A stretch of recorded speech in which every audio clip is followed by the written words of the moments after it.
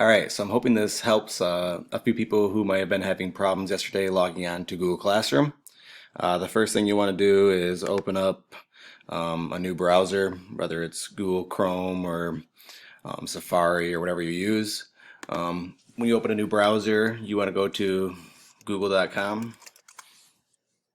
Notice I'm already signed in up here. My picture's in here. There may be the sign in thing already. If it just says sign in right away, you'll want to do that. If somebody's already logged in or signed in to your computer, though, you'll want to go to sign out, and then you should see the sign in. If you click on the sign in the top right hand corner, you can click add an account. This brings up my usernames already, but this is where you're going to want to enter their Google username. It starts off with 2029. It's going to be, I think, 3 numbers in between, and the last 2 will be their initials. After their username, you'll want to hit @students.whitehallschools.net. Then you'll click next. After you click next, you will see it will ask for the password. Then you'll enter the password. When you do get signed in with your student's account,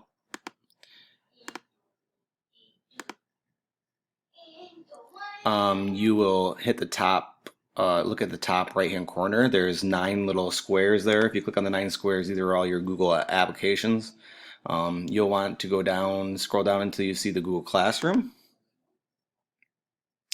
If you hit the Google Classroom, it should already be signed in now.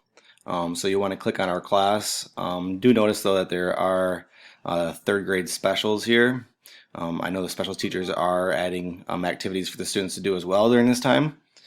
So that might be another place for you to check out if you would like your student to work on that. But if you click on 2019, 2020, at the top here is the question I posted yesterday. These are some of the assignments that we've been working on throughout the year.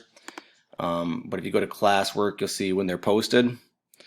And this is where I will be posting a lot of the assignments or things for students to turn in and communicate with. So hopefully this helps. If you have any more questions, please let me know.